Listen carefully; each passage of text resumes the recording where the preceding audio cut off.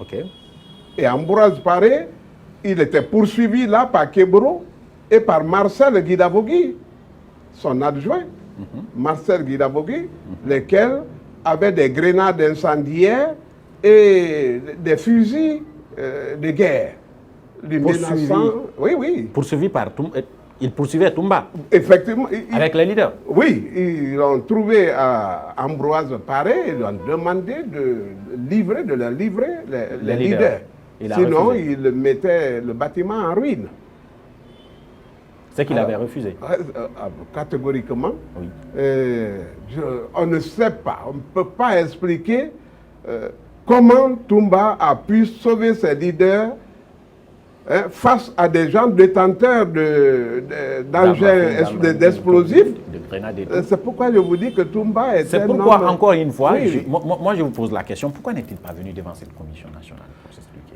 Cette commission d'enquête. C'était déjà fait, chose faite. Toumba était déjà sacrifié. Son audition n'avait plus d'importance. D'accord. Mais il serait venu. Il savait que son meilleur ami l'avait déjà sacrifié. D'accord. Que tout leur pacte était mis à l'eau et que sa sincérité, sa dignité, sa loyauté face à l'homme n'avait eu aucun pesant dans le capitaine. Donc la seule solution, c'était ce qu'il a appliqué. C'est ça. C'était de se retrancher au camp Koundara. Tout comme certains peuvent refuser de parler, de donner des explications à la barre, Toumba aussi a opté de ne même pas comparaître et d'attendre. Qu'est-ce qui est arrivé au camp Koundara ce jour? Oui, au camp Koundara, Toumba est allé procéder à des libérations d'officiers injustement arrêtés par Makambo. Makambo, qui était le nouvel homme proche de Dadis. De Dadis. Donc ils étaient au PM3, il les a libérés, les a envoyés au camp Koundara, où ils s'étaient installés. Ces hommes, c'était les hommes de Toumba? Non, c'était des militaires. C'était des militaires, des officiers qui ont été arrêtés. Est-ce en prélude à son arrestation? On ne sait pas. Alors Toumba était là et le capitaine Dadis, il a vu venir le capitaine Dadis dans la voiture. Il n'a même pas attendu, le capitaine Dadis n'a même pas attendu que la voiture stationne. Il a sauté de la voiture et celle-ci n'a pu être maîtrisée que par le mât, que par les choses, les briques qui entourent le mât. Ok. Oui. Il descend et la première des choses, c'est de taper la tête de Toumba, d'ôter son béret. D'accord. On ne fait pas ça à Toumba. Et on ne le fait même pas à un proche, à un officier. D'accord. Mais il était quand même le supérieur de Toumba. Oui, mais il n'avait pas de droit. D'abord, il est président de la République, il est commandant en chef des forces armées, il n'avait même pas besoin de s'y rendre. Okay. Il pouvait juste dépêcher une section ou un contingent pour lui ramener Toumba au camp Alpha-Eya. Ce qu'il n'a pas, il a voulu procéder lui-même. Alors, il est venu avec les Makambo et tout le monde avait la main sur la gâchette. Le plus rapide, comme je l'ai toujours dit. Toumba était le plus rapide. C'est ça. Et il a tiré. Vous avez expliqué comment il a quitté la Guinée? Non, en même temps, parce que... Non, mais Toumba, il est resté en Guinée pendant 6 mois. Hein? Il est resté 6 mois ici, après ce mois de décembre. Oh, bien sûr. Okay. Toumba sortait. Toumba allait se réjouir. Toumba visitait qui il voulait. Okay. Toumba se frôlait contre... Donc, si je comprends bien, de décembre 2009 à, comptons ensemble, hein, janvier, février, mars, avril, mai, jusqu'au juin, jusque presque à au premier tour de la présidentielle de 2010, Toumba était en Guinée. Ah oui, il était en Guinée. On n'a pas osé l'arrêter. Quand je vous dis que nul ne peut arrêter Toumba, nul ne peut braver sa foi, sa volonté, nul ne peut le garder, le maîtriser. Croyez-moi.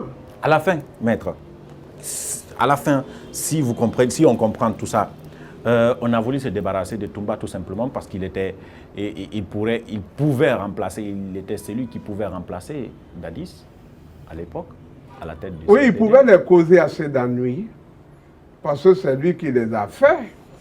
Il pouvait les défaire. Il savait partout où le fil a accompagné l'aiguille, il pouvait le retirer. Et on n'arrivait pas à le contrôler. Oui. D'accord. Ouais. Mais c'est sa loyauté surtout qui était encombrante. Il était loyal à qui? Oui, la loyauté de Toumba, son sens moral, le respect de la dignité d'autrui et des engagements pris vis-à-vis du peuple, qui étaient désormais contraires aux nouvelles visées de la junte, qui... Alors je vais vous poser une autre question. Ouais. Si après ces événements-là, Toumba est resté en Guinée pendant près de 6 mois, bon, on conclut déjà que c'était à l'époque le général Konaté qui avait pris les destinées du CNDD. À l'époque, il était le président, il contrôlait l'armée à l'époque. Est-ce que ça veut dire qu'il y a une complicité entre le général Konaté et le commandant Toumba? Non. Ils sont amis? Non. Oui, mais ils sont tous Parce amis. qu'après, tout ça s'est passé. Le général, il n'était pas là. Ouais. Et ça n'a bénéficié qu'à lui. D'abord à lui. L'attentat de Toumba a bénéficié d'abord au général. Bon, et 6 mois après, Toumba était toujours là, on ne l'inquiétait pas. Et entre militaires, ils se connaissent. Bon, je ne peux pas dire que l'éviction de Dadis a profité à chose, au général. Non, c'est les faits. Après, il est devenu le premier. Oui, il est devenu par un concours de circonstances. Oui. Oui. Prévisible. On savait qu'en cas d'incapacité de Dadis, le général devenait directement numéro 1. Oui. Et Toumba a tiré sur Dadis, donc l'a rendu incapable. Rien ne nous explique que le général C'est pourquoi je vous pose des questions. Est-ce qu'il y avait... a convoité ce poste à un moment? Non, je veux dire, est-ce qu'il y avait une amitié entre Toumba et le général à l'époque, en ce sens? Mais ils sont tous amis, hein. D'accord. Ils sont tous amis. Et le général Sekouba, d'ailleurs, a été très loyal dans les relations entre Dadis et Toumba. Et il a eu toujours des réponses appropriées et qui rejoignaient souvent Pourquoi on n'a pas arrêté Toumba pendant 6 mois? Pourquoi le général n'a pas arrêté Toumba pendant 6 mois alors qu'il était en Guinée? Oui, mais sa vocation n'était pas de l'arrêter. Il ne pouvait même pas voir Toumba. Non, il y avait un mandat d'arrêt contre Toumba. La tête de Toumba était mise à prix. Justement, alors qu'il était à Conakry. La tête de Toumba était mise à prix. Je suppose que le général Konaté, il devrait le savoir. Je ne crois pas qu'il... Qu'est-ce que le commandant Toumba Non, il ne le savait pas. Il ne vous a pas dit ça? Non. Le commandant Toumba, Non. Nul ne le savait. Ah. Quand les conditions objectives et subjectives lui ont permis, étaient accomplies et qu'il pouvait sortir, Toumba est sorti. D'accord. Il est librement sorti. D'accord. Je peux vous poser une autre question? Ouais. Comment il a été arrêté? Après plusieurs années au Sénégal, comment il a été arrêté? Oh ben, c'est le fait de l'extradition. Je vous dis que... Non, au Sénégal, il a été arrêté avant d'être extradé vers la Guinée. Oui. Comment il a été arrêté au Sénégal? Il vous a expliqué ça? Non. Quelle est l'erreur qu'il a commise?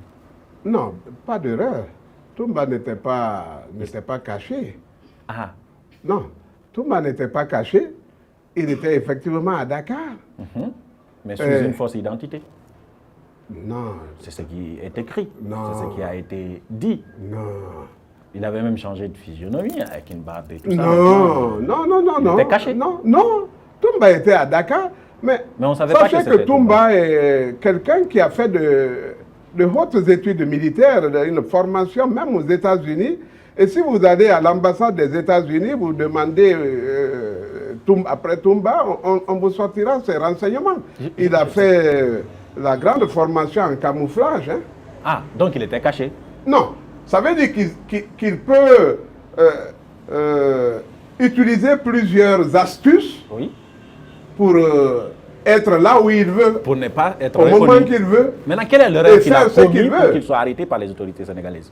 Il s'est rendu. Non, il ne s'est pas rendu. Non.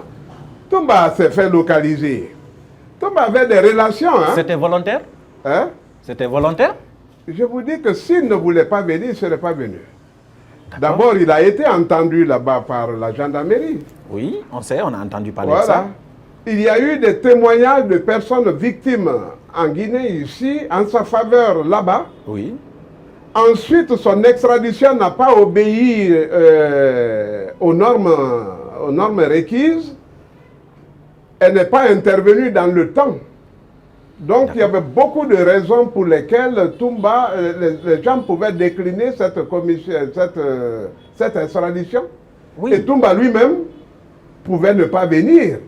Si Toumba est venu au pays, c'est pour justement se débarrasser du masque qu'on lui a porté. Ok. C'est pour faire connaître aux Guinéens, à la communauté nationale et internationale, les bourreaux, ceux-là qui ont mis fin au jour de leurs compatriotes, ceux-là qui ont creusé des fosses, enterré des Guinéens dans des fosses communes. Si je vous demandais qui sont-ils, vous allez me répondre? Ils sont légion. Ils sont légion. On n'a pas voulu les entendre. Est-ce que vous pouvez citer les têtes des légions?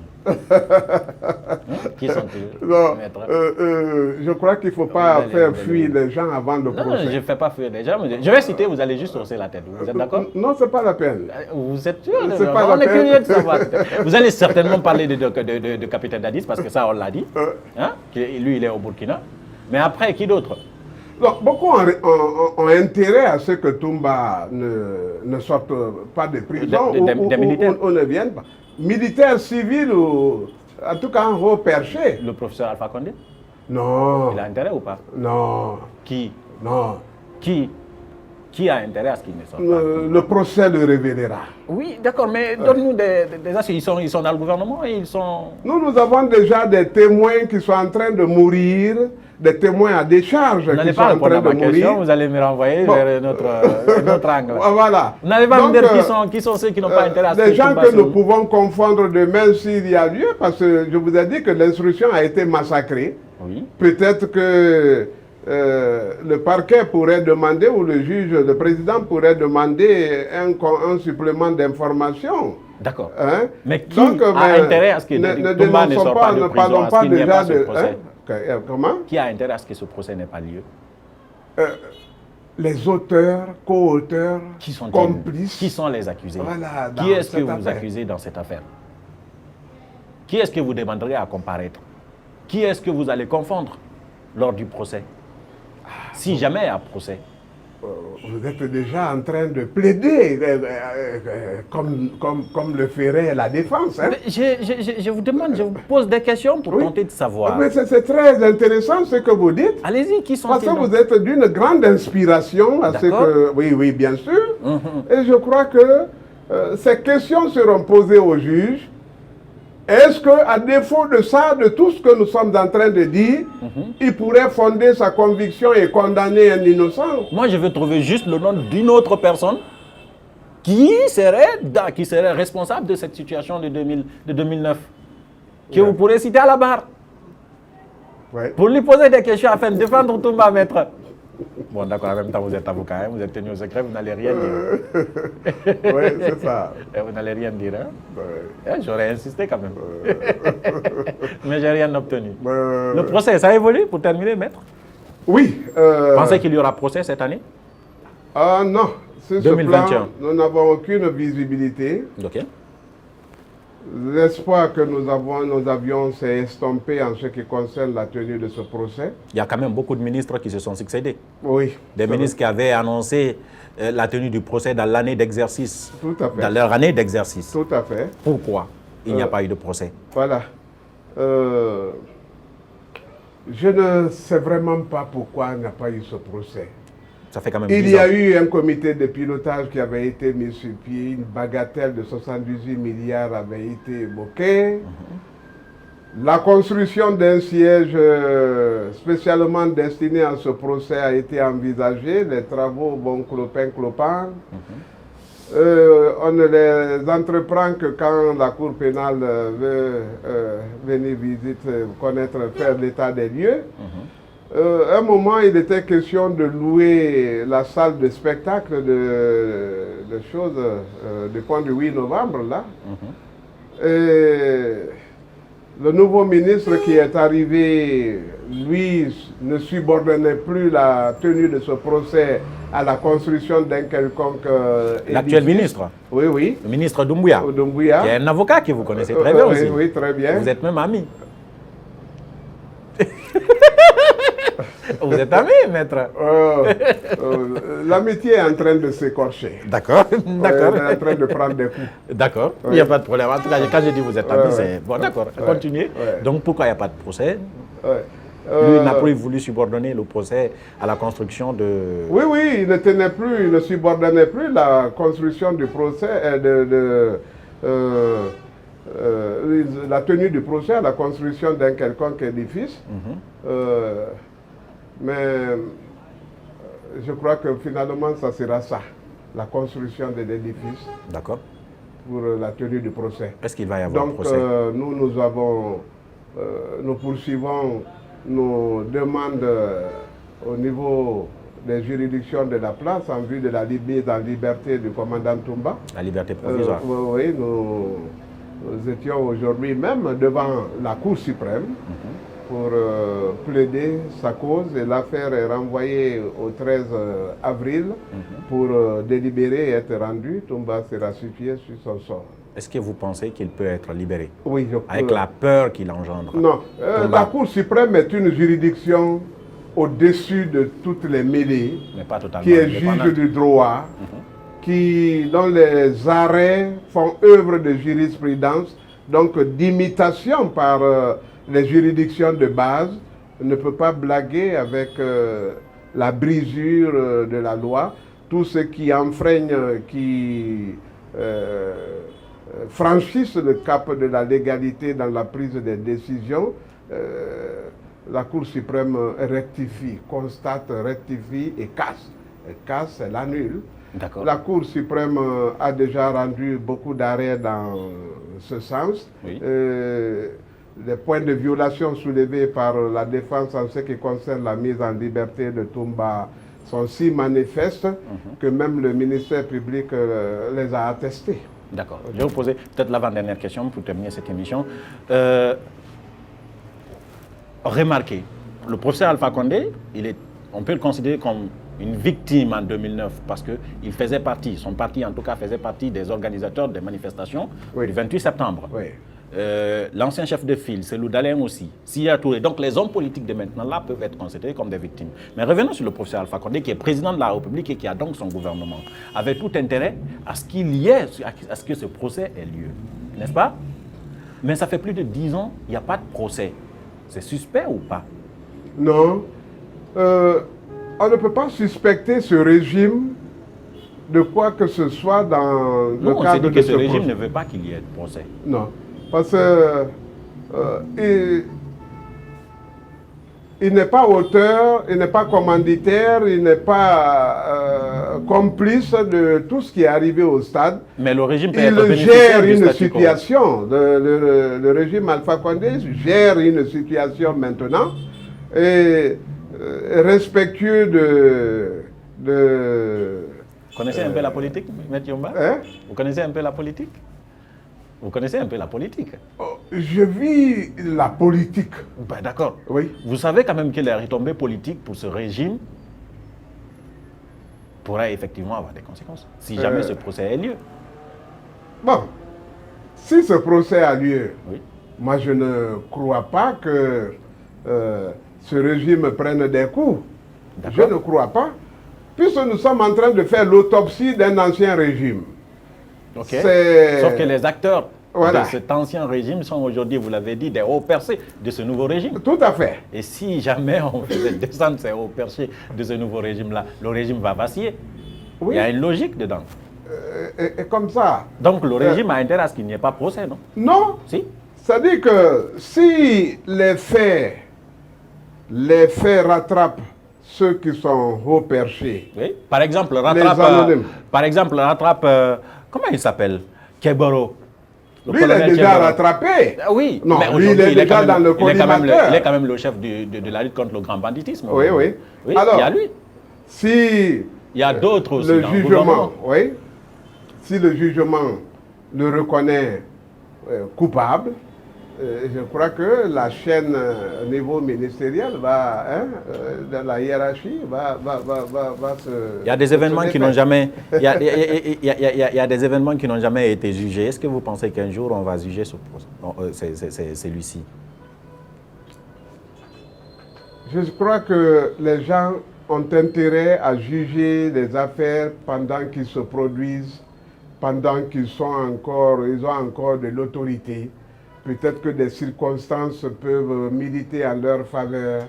Peut-être que par leur autorité, leur charisme, ils peuvent en profiter.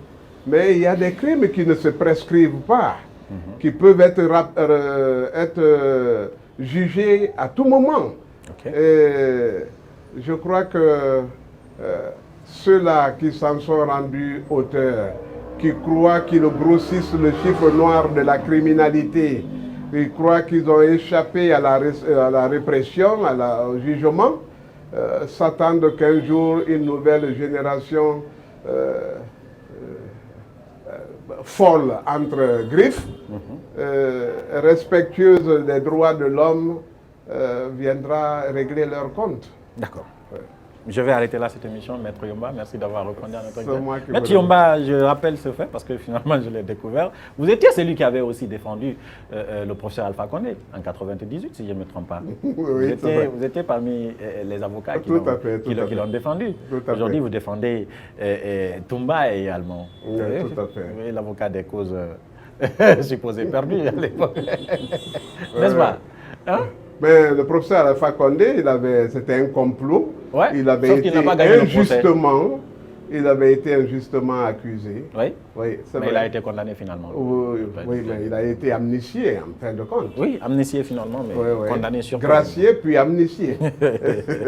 Oui. En tout cas, c'est la fin de cette émission, mais vous avez encore 30 secondes pour regarder la caméra derrière moi, la caméra qui se trouve juste là. Peut-être que vous avez envie de parler, de dire quelque chose, et cette fois-ci, je n'ai pas le droit de vous interrompre. En 30 secondes, vous vous adressez à qui vous voulez, comme vous voulez, et en 30 secondes, c'est le moment de la carte blanche. Je voudrais m'adresser au peuple de Guinée, à tous les assoiffés de justice, de liberté, d'égalité, que nous sommes des sentinelles de l'état de droit, que sur cette plateforme, que nous avons accepté de livrer ce combat de la liberté pour faire connaître au peuple de Guinée ces véritables bourreaux dans l'affaire Toumba Diakité, que Toumba Diakité a été présenté comme l'agneau qui devra expier la forfaiture de ses pères, mais que d'alpha à oméga, il n'a posé aucun acte négatif, que le procès révélera son innocence, que s'il est venu au pays, c'est justement parce qu'il veut déposer le masque qu'on lui a porté. Il est aujourd'hui présenté comme l'exterminateur, et le procès même porte aujourd'hui son nom. Le peuple de Guinée saura très bientôt ses bourreaux. Toumba fait confiance en toute l'humanité progressiste, à ses journalistes, à ces défenseurs des droits de l'homme qui ont toujours milité en sa faveur parce que sa détention est jugée arbitraire, la ségrégation, sa marginalisation sont manifestes, sa privation de liberté n'a plus de sens parce que autant sa mise en liberté n'est pas, la mise en liberté des autres hauts perchés ne cause pas une entrave à la manifestation de la vérité, celle de Toumba en est aussi autant. Donc, garder ce personnage seul à la maison centrale pendant 4 années, le priver de liberté de subside, se nourrissant lui-même, se traitant lui-même, ne pratiquant plus de sport, et dont la maladie n'intéresse personne, malgré sa gravité, toute cette situation vous fonde, peuple de Guinée, à agir en faveur de sa mise en liberté. Et Toumba vous en est très reconnaissant. Il suit l'actualité actuellement et apprécie beaucoup votre sens de compréhension. Beaucoup sont convaincus qu'il n'a aucune part prenante dans cette affaire, mais que c'est une simple victime. Et que du côté des magistrats, en fondant votre conviction préalable sur la culpabilité de Toumba, vous risquez de ne plus avoir de coupable parce qu'il vous échappera quand le verdict sera rendu, quand les magistrats se retireront dans le secret pour délibérer selon leur intime conviction, quand ils se poseront les questions sur la culpabilité ou l'innocence de Toumba, quand ils liront le questionnaire et le répondront, il n'y aura plus de coupables, il n'y aura plus de condamnés. Ça veut dire que nous aurons perdu nos frères, nos sœurs, que seul l'au-delà leur rendra justice. Maître Paul Iyomba Kourouma, il est avocat à la Cour. Il était notre invité droit dans les yeux. Merci encore une fois d'avoir répondu. C'est moi qui vous remercie. Maître, pourquoi vous avez accepté ce dossier? C'est la question que je devrais vous poser depuis le début. Pourquoi je ne sais pas pourquoi la confiance a été portée sur ma personne pour ce dossier. Qui? L'État? Pas l'État. Le prévenu lui-même. D'accord, il vous connaissait? Il ne me connaissait pas. Je ne l'ai jamais connu. Je suis quelqu'un qui ne fréquente pas, je crois que les gens le savent, ni les magistrats, ni les hauts perchés. Vous avez parlé avec Dadis depuis? Non. Jamais? Jamais. Vous n'avez jamais? Je n'ai jamais parlé avec Dadis. Oui. Depuis ces événements-là, parce qu'il non, jamais. Vous avez parlé avec son avocat? Oui. L'avocat de Dadis? Oui. Il vous a dit quoi? Oui. Il ne vous a pas dit vous vous trompez, abandonnez le dossier? Non. D'accord. Nous avons eu des causeries amicales. Nous avons des points communs, des points de similitude, des points de convergence. Oui. Nous avons, à un moment donné, je l'avais dit que nous tenions des points de presse communs. Bon, mais je crois que sa stratégie de défense ne lui a pas permis d'adhérer. Ah oui, évidemment, parce que c'est votre stratégie à vous. Oui, c'est ça. Derrière les caméras, il y avait Amara Alexilla et Mamadou Aliouba Alassane Diallo a assuré le montage et la réalisation. Nous, on se retrouve dans un autre numéro. Au revoir.